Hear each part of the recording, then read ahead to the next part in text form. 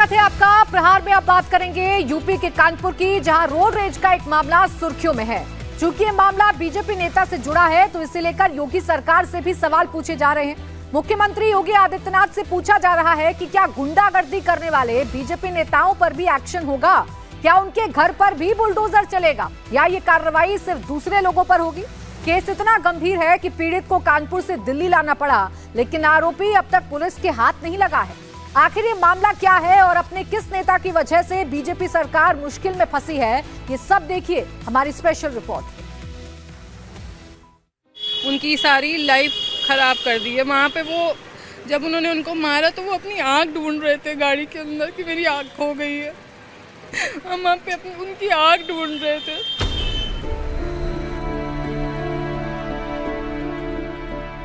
गुनीत भाटिया जी के दर्द को समझा जा सकता है। सत्ता के नशे में चूर एक शख्स ने उनके पति की ऐसी हालत कर दी कि वो जिंदगी में कभी आगे देख भी पाएगा या नहीं, इस बात की कोई गारंटी नहीं है। गुनीत भाटिया के पति अमोलदीप भाटिया को इतनी बुरी तरह पीटा गया कि आप भी इन तस्वीरों को देखकर सिहर रहे होंगे। आप सोच रहे होंगे कि कोई पुरानी रंजिश रही होगी, इसलिए इतनी बुरी तरह पीटा होगा, लेकिन ऐसा कुछ नहीं हुआ। ये रोड रेस की मामूली सी घटना थी।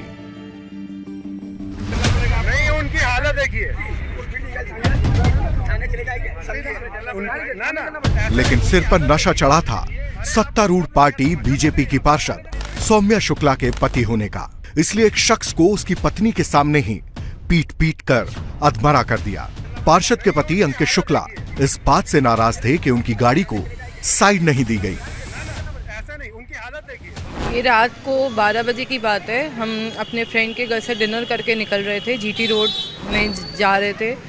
तो हमारी गाड़ी के पीछे एक गाड़ी थी जो हूटर उन्होंने चलाया हुआ था और हॉर्न पे हॉर्न मारी जा रहे थे, बट हम उनको साइड नहीं दे पा रहे थे क्योंकि हमारे बगल में ट्रक चल रहा था और आगे भी गाड़ियाँ थी। फिर वो हमको लेफ़्ट से ओवरटेक करने लगे। जब लेफ़्ट से ओवरटेक करने लगे तो मतलब बहुत ज़्यादा बदतमीज़ी करने लगे, कभी इधर इधर उधर हमारी गाड़ी का। तो हमने गाड़ी रोक दी। जब गाड़ी रोकी तो उन्होंने सीधा हमारे जीप के आगे आके गाड़ी खड़ी कर दी और सारे उतर के सीधा मेरे हस्बैंड के पास आ गए और कहने लगे कि सरदार जी आपने क्या थार रखी हुई है, तो क्या आप गाड़ी नहीं रोकेंगे क्या? तो इन्होंने बोला जब साइड मिलेगा तो तभी मैं जाऊंगा ना, उड़ के थोड़ी ना चले जाऊंगा। बस इतनी सी बात में उन्होंने उनका पहले चश्मा उतार के फेंक दिया, पगड़ी उतार के फेंक दी, उसके बाद उनको मारना चालू कर दिया। मैं उनको रिक्वेस्ट कर रही हूँ, हाथ जोड़ रही हूँ कि प्लीज़ छोड़ दीजिए, सॉरी अगर हमने गलती कर दी, हमने गलती करी भी नहीं थी, बट हमने बोला सॉरी हमने गलती कर दी, आप उनको छोड़ दीजिए। बट उन्होंने नहीं छोड़ा। उन्होंने पहला पंच उनकी आइज़ में मारा कि उसके बाद वो कुछ कर ही नहीं पाए और उसके बाद वो सिर्फ उनको मारते रहे 10-15 मिनट तक। गुनीत भाटिया कह रही थी कि साइड में ट्रक चल रहा था, साइड देने के लिए जगह नहीं थी। आज हमारे संवाददाता विशाल प्रताप सिंह भी उस स्पॉट पर गए जहां ये दरिंदगी हुई। यही वो जगह है जहां रोड रेस की घटना हुई। आप देख सकते हैं कि रोड भी बहुत चौड़ी नहीं है, इसके अलावा रोड साइड में काम भी हो रहा है। जाहिर है ओवरटेक करने के लिए अंकित शुक्ला को थोड़ा इंतजार करना पड़ा होगा और कुछ सेकंड के इंतजार ने ही उनके दिमाग का पारा इतना चढ़ा दिया कि जीप से उतरकर अमोलदीप भाटिया को बुरी तरह पीटा। साथ में बाउंसर्स भी थे, जबकि ये पति पत्नी अकेले। मदद के लिए पुलिस को भी बुलाया, लेकिन पुलिस के सामने भी वो इन्हें पीटते रहे। मेरे हस्बैंड की तरफ गए तो मैं उतर के उनकी वाइफ के पास गई कि रिक्वेस्ट करी थी प्लीज़ उनको छोड़ दीजिए, हमने कुछ नहीं करा है, हम सॉरी कर रहे हैं हम। लेकिन उन्होंने नहीं सुना हमारी कोई बात, बस वो उनको सिर्फ मारते रहे। काफी भीड़ भाड़ वाली जगह थी, बाकी लोग नहीं आए, लोग खड़े थे वहाँ, सब सिर्फ वीडियो बना रहे थे, वहाँ कोई कुछ नहीं कर रहा था, सिर्फ वहाँ पे खड़े होकर सब तमाशा देख रहे थे और वीडियो कर रहे थे बस। पुलिस आई मौके पर, कंप्लेंट किया आप लोगों ने? पुलिस आई बट पुलिस ने कुछ नहीं करा। मैंने अपने ब्रदर को तुरंत फ़ोन करा, गाड़ी में से फ़ोन किया, मैंने स्पीकर पे फ़ोन करके किया कि ताकि वो मेरा फ़ोन ना छीन ले। मैंने स्पीकर पे फ़ोन करके इसको फ़ोन किया कि तुरंत आओ। मैंने उसको बोला मैं सिटी क्लब के सामने हूँ, फटाफट। ये पहुँचा, इसको भी मारा है, मेरे जीजा जी थे उनको भी मारा है। मतलब वो उनको पुलिस का भी डर नहीं था, पुलिस खड़ी थी वहाँ पे, बट वो सिर्फ इतने मतलब क्या थे वो लोग कि उन्होंने मतलब सब खराब कर दिया हमारी। अब सवाल यह है कि आखिर अंकित शुक्ला इतना बेखौफ क्यों था कि उसने एक महिला के सामने ही उसके पति के साथ हैवानियत को अंजाम दे दिया? तो इसकी वजह है सत्ता का गुरूर। अमोलदीप भाटिया को पीटने वाले अंकित शुक्ला कानपुर के वार्ड नंबर 95 यानी यशोदा नगर इलाके की पार्षद सौम्या शुक्ला के पति हैं। सौम्या शुक्ला बीजेपी की पार्षद हैं। कानपुर में मेयर बीजेपी का है। कानपुर की 10 में से 7 विधानसभा सीटों पर विधायक बीजेपी के, कानपुर में सांसद बीजेपी के। जाहिर है जिस शहर में बीजेपी का इतना असर है, उस शहर में बीजेपी पार्षद का पति भी खुद को सरकार से कम नहीं समझेगा। यूपी विधानसभा के स्पीकर सतीश महाना के साथ भी अंकित शुक्ला की कई तस्वीरें हैं, जिसमें वो खुद को स्पीकर का खासम खास दिखाने की कोशिश कर रहा है। यही वजह है कि समाजवादी पार्टी अब रोड रेस में मारपीट की इस घटना को एक बड़ा मुद्दा बना रही है। अमोलदीप भाटिया की मां और बहन से समाजवादी पार्टी के विधायक मोहम्मद हसन रूमी ने मुलाकात कर उन्हें इंसाफ दिलाने की मांग की। मेरा बेटा, हम कहेंगे भगवान ने उसको बहुत ठीक किया। क्यों? कल को उनके कुछ और भी हो सकता था। वो तो अपनी तरफ से मार के चले गए थे। वो तो मरा हुआ छोड़ के चले गए। वो तो मरा हुआ छोड़ के गए, लेकिन मरा, लेकिन एम्बुलेंस पे दिल्ली लेके तुरंत हमने भेजा है। उस समय तो हमें समझ ही नहीं आया है कि हमने उसको यहाँ रखना है। अमोल की मां तो इस बात से खुद को दिलासा दे रही हैं कि बेटा जिंदा बच गया। उनका कहना है कि जिस तरह से उनके बेटे को पीटा गया, उससे तो साफ है कि उसे मारने की पूरी कोशिश की गई थी।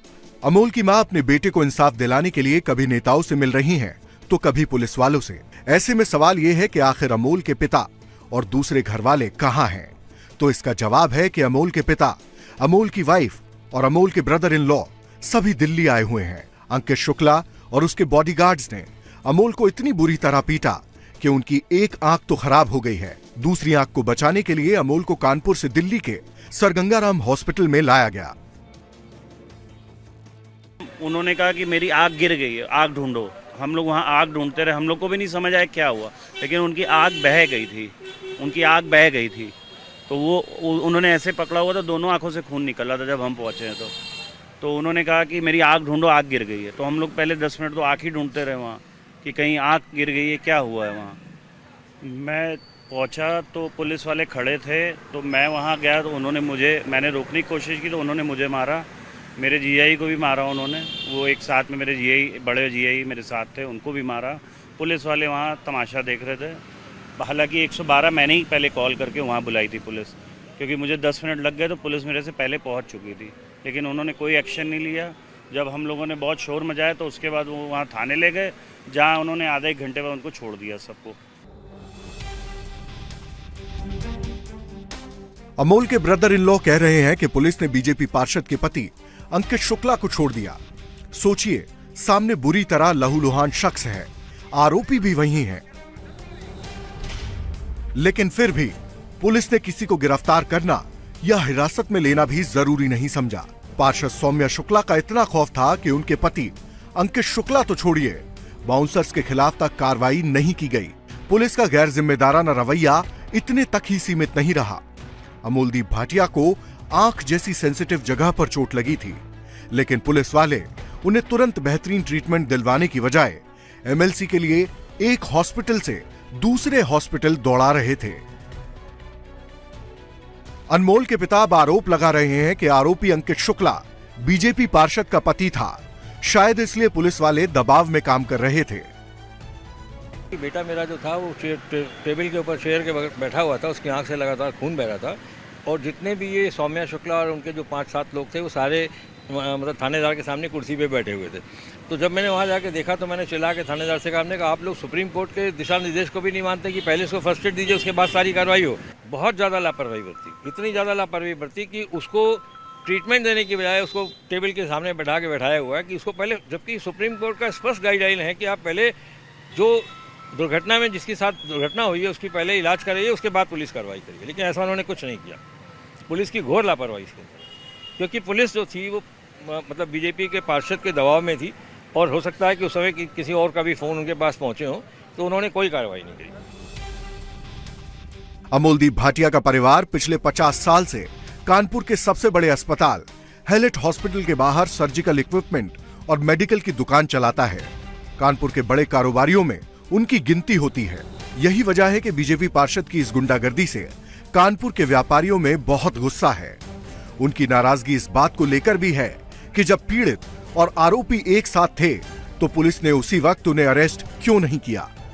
पुलिस के पास आरोपियों के नाम हैं, फोटो हैं, फिर भी 3 दिन बाद भी पुलिस के हाथ खाली हैं। इसे लेकर कानपुर व्यापार मंडल के लोगों ने आज डीसीपी से मुलाकात की और कहा कि अगर कोई आम आदमी ऐसे अपराध करता तो पुलिस अब तक उसे गिरफ्तार कर लेती, लेकिन ये नेता से जुड़ा मामला है, इसलिए पुलिस कुछ नहीं कर रही।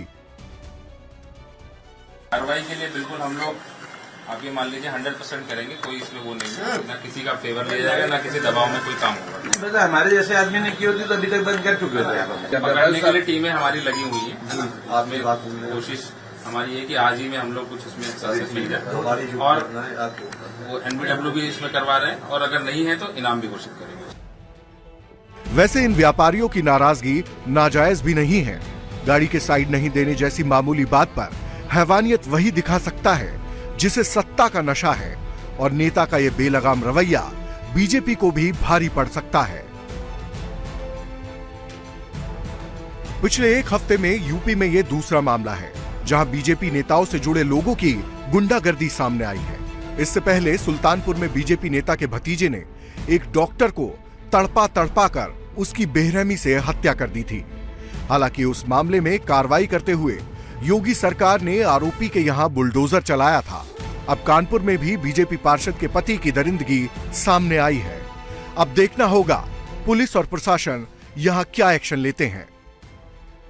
हालांकि कारोबारियों को भरोसा है कि मुख्यमंत्री योगी जिस तरह अपराध मुक्त यूपी की बात करते हैं, क्रिमिनल्स पर एक्शन लेते हैं, वैसे ही कुछ यहां भी होगा और आरोपियों के यहां बुलडोजर चलेगा।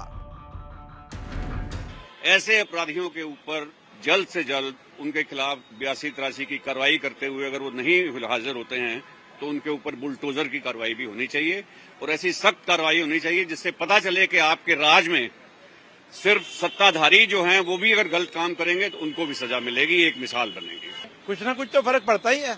अगर ये हम सपा का या बसपा का या कांग्रेस का होता तो शायद एक्शन जल्दी हो चुका होता। कुछ ना कुछ तो फर्क पड़ ही रहा है। मैं इन्होंने अभी कहा योगी आदित्यनाथ जी, मैं बहुत धन्यवाद देता हूं उनको कि उन्होंने वो भी इसको संज्ञान में ले चुके हैं। ये मामला मुख्यमंत्री के वहां तक पहुंच चुका है। योगी सरकार जो है वो एक तो गुंडों के खिलाफ काम करती है, दूसरा उनके अपने ही लोग जो है गुंडागर्दी करते हैं। ये योगी जी को बहुत ध्यान से देखना पड़ेगा क्योंकि सरकार की रेपुटेशन सारी इन्हीं लोगों के ऊपर डिपेंड करती है। और मैं योगी जी से प्रार्थना करता हूं कि इनके ऊपर 307 की धारा लगाई जाए, क्योंकि किसी व्यक्ति को अगर आप मार दें तो उसका जीवन एक बार में समाप्त हो जाता है, लेकिन अगर किसी व्यक्ति की दोनों आंखें चली जाएं तो उसका जीवन रोज मरता है, वो रोज मर मर के जीता है। उसका 13 साल का बच्चा है, वो कैसे पढ़ेगा, कैसे आगे जीवन चलेगा। मैं 68 साल मेरी उम्र हो गई, मुझसे चला नहीं जाता, इकलौता सहारा मेरे घर का। अब उसके साथ ये हादसा होगा तो हम लोग कैसे अपना जीवन देंगे, हमें तो यही समझ में नहीं आ रहा। मेरी प्रार्थना है प्रशासन की उसके ऊपर सख्त से सख्त कार्रवाई करें और जो भी उनके ऊपर खिलाफ एक्शन हो उनको तुरंत गिरफ्तार करके उनको जेल भेजा जाए। आरोपियों पर एक्शन को लेकर दबाव पुलिस पर भी है। यूपी में पिछले कुछ दिनों में जिस तरह की अपराध की घटनाएं हुई हैं, उससे मुख्यमंत्री योगी आदित्यनाथ भी खुश नहीं हैं। कुछ ही दिन पहले एक रिव्यू मीटिंग में उन्होंने अलीगढ़ समेत कुछ जिलों के पुलिस कप्तानों को डांट लगाई थी।